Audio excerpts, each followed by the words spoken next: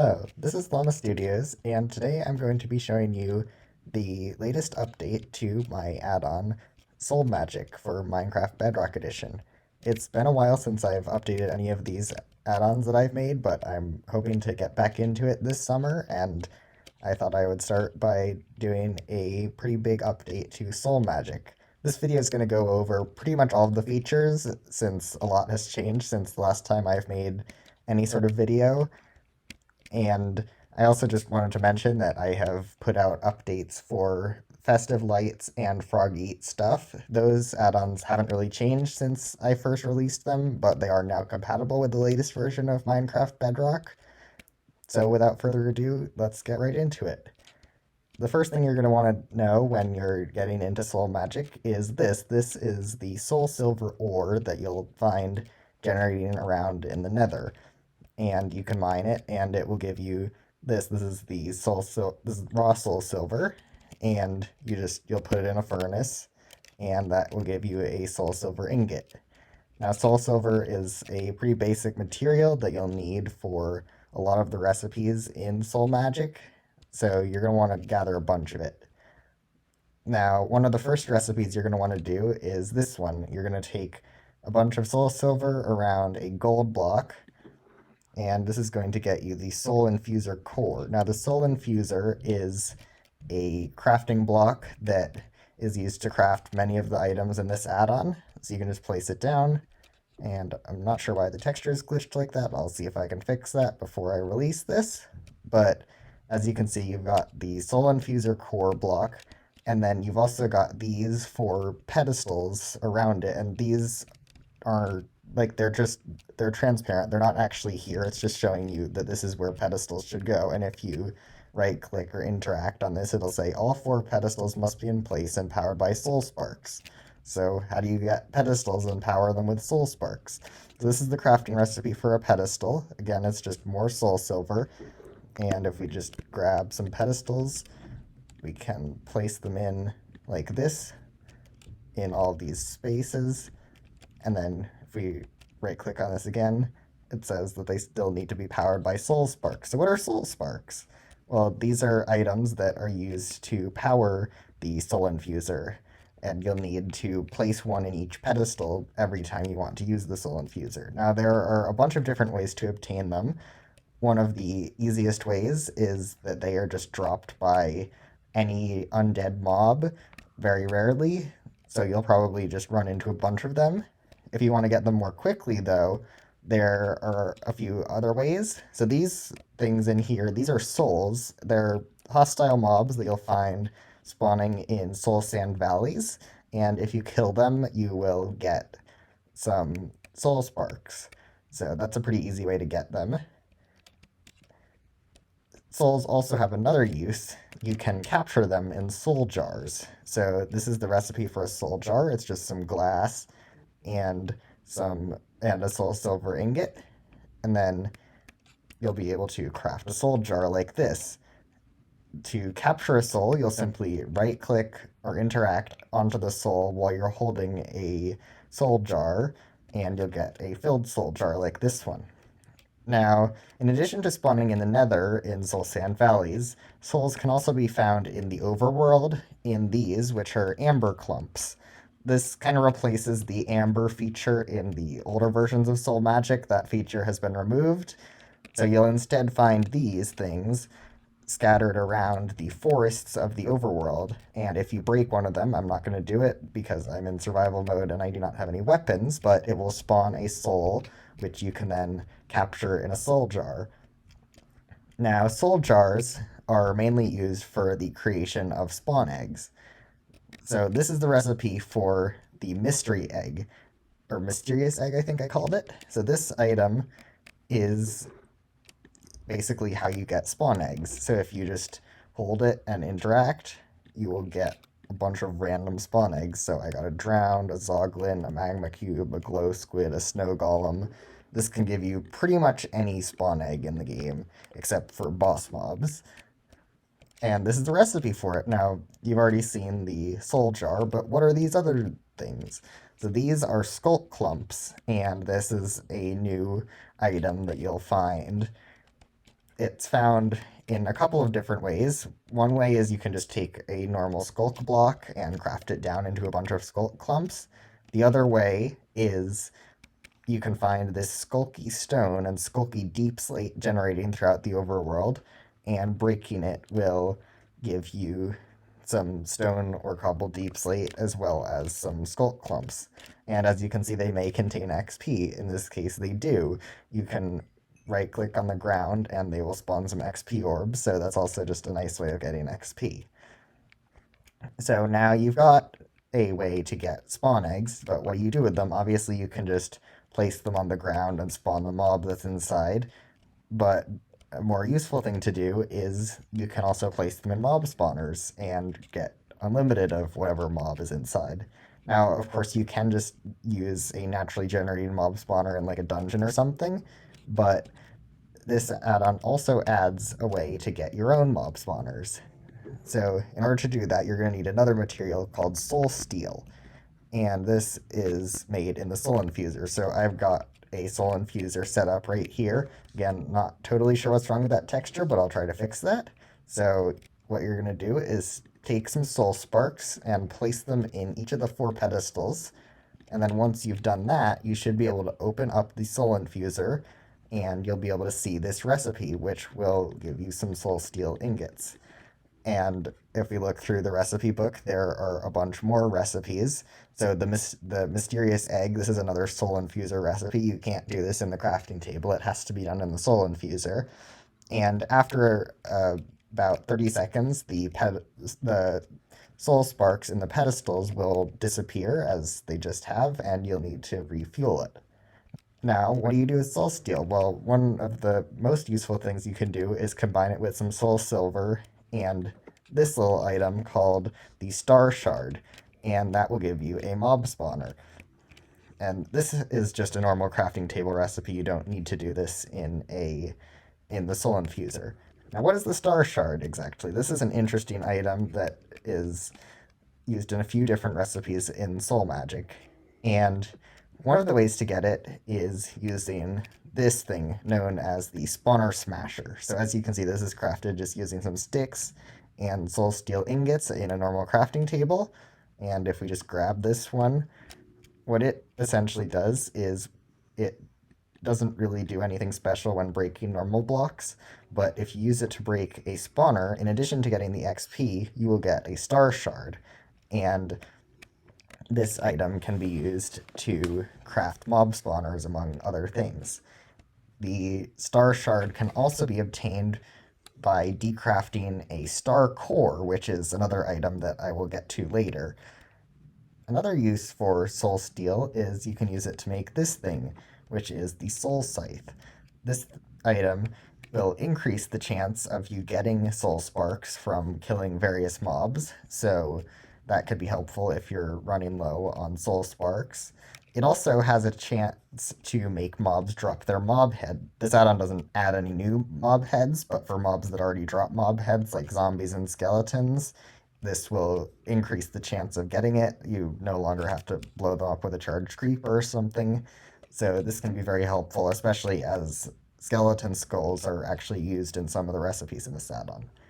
So now you know how to make these mysterious eggs and get spawn eggs, and then make mob spawners. Well, I broke the one that was here, but make mob spawners to put them in. But there's a little bit more to soul magic than just this. So another feature that has been completely new in this update is the addition of soul constructions. These are essentially special mobs, sort of like iron golems, that will do various tasks for you. And the first thing you're going to need to do is give them some bones, skull clumps, and some soul silver ingots. And this will give you some constructed bones, which are kind of a cool texture. I'm kind of proud of this one.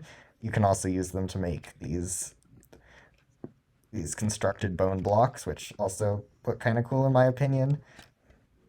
Now, another thing you're going to need is to give them a heart. Now, this is the skulk heart, and it's crafted from some skulk clumps and another star shard.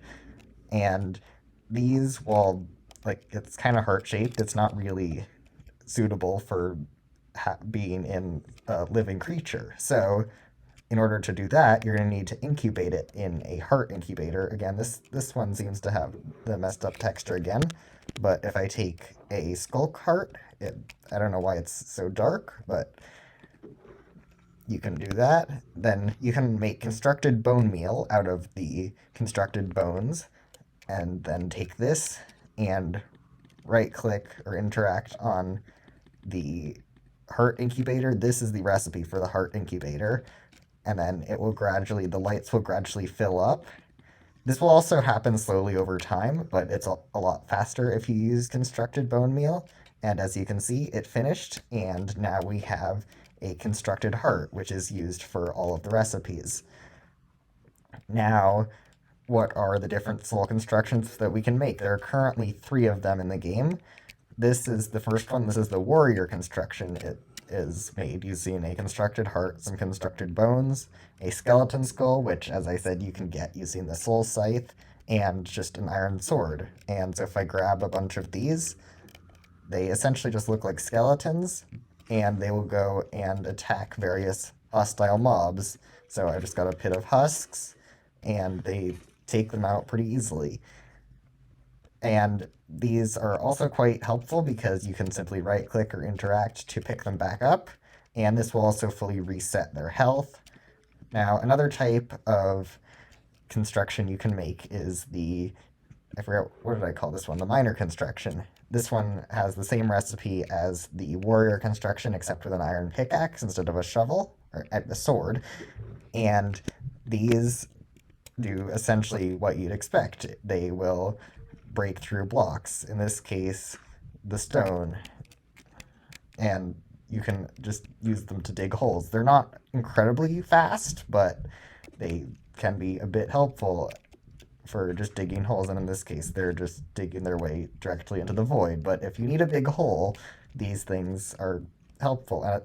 And just like with the warrior constructions, you can just right click on them and pick them back up.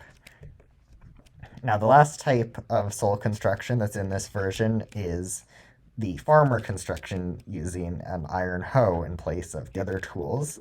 And these guys will harvest any sort of vanilla crop and replant it. So if I just put a bunch of them in here, you can see that, well, okay, now that one I think trampled the crop when I spawned it in, but after a few seconds you should see that they will harvest the crops and replant them, hopefully. There we go. That took a lot longer than I expected. Yeah, now they're all doing it. Okay. I was worried for a second, but that is the soul constructions.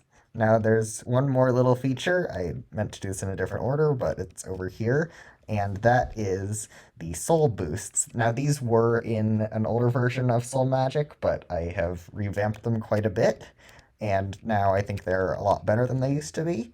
Now, the first thing you're going to need to do is make fated string. That's fated with a T. And this item can be crafted using string and some nether wart, and is then used for the crafting of soul boosts. So if we head back over to the soul infuser and I power it with these soul sparks, you can see that there are 6 different variants of the soul boost, with different names, and they all follow the same basic recipe except requiring a different item in this bottom middle slot. And here they all are. So again, they do different things when you right click or interact with them. So if I interact, you can see that this one has given me resistance, fire resistance, and health boost. And you can see it has a pretty long cooldown and not a ton of durability. However, if you just put it in the Soul Infuser interface, you can just repair it without any additional items. So that is quite nice. You just need to try not to break it because they are a bit expensive. Now, each one of these has its own effects. So the Spectre one, for example, will make you invisible and also really fast. The Guard one, which I just showed you, gives you a bunch of helpful effects for protection. The Dive one gives you conduit power. The Nourish one gives you regeneration and fills up your food bar. The stamina one, what does this one do? I can't remember. This one gives you haste and strength. And lastly, the flight one, this is probably my favorite. It gives you levitation and slow falling. This one has a few more. This one has a lot more durability than the others because if it only had 3 uses, that'd be really annoying. But you can essentially use this one to hover around for short periods of time. So that can be quite fun, but it does require a shulker shell to craft. Now, that's essentially all of the major systems and mechanics that are added in Soul Magic, but there are a few minor features that I have not mentioned. So, one is the Soul Hive. This is a kind of expensive thing that you can make using some soul steel ingots and some souls in soul jars, as well as a skulk heart, and that will give you this block, the Soul Hive. This will it serves as an additional way to get souls and therefore soul sparks. It will just spawn a soul every few minutes after it is placed. It'll always spawn on this side with the skulk bit so that you can sort of control where the soul will spawn. Now, as you've probably seen as I'm walking around, Soul Magic also adds a bunch of decorative blocks. So these items are soul bricks. So the basic soul bricks can be crafted just using 4 soul sand or soul soil, and that gives you 4 soul bricks. You can then turn them into a bunch of different variants, and these can also just be done in a stone cutter. Then there are also the embellished soul bricks, which can be crafted by taking 2 normal of any soul brick type and combining them with a soul silver ingot. So you can make a bunch of different variations that have a little bit more of a pop of color. Now, the last thing that I wanted to go over in Soul Magic is the Necromancer and the Necromancer's Lair. This is a fairly late addition to Soul Magic, but I think it's a really cool addition because it just shows off a lot of the features in this add-on. So around the overworld and the nether, in the overworld it's pretty deep underground. I think it has to be below Y32, if I remember correctly. You'll rarely find this structure. And if you just go inside, it's made of all the new blocks in this add-on, and you can see some of the things that you'll need. Oh, I forgot to mention this. This is soul glass. It's just made by putting soul sand in a furnace and cooking it. But you can see that there's nether wart, there's a soul infuser, there's some skulk. So this bottom floor of the structure is just showing you all the items that you need for this add-on. So we have some constructed bones, heart incubators. Not really sure what's wrong with those weird shadows, but I will try to fix that. And then if you head upstairs to the second floor, you will find I don't know what I called this room, but you can find this thing, which looks like a heart incubator, but you can notice it's got this like crying obsidian texture on it.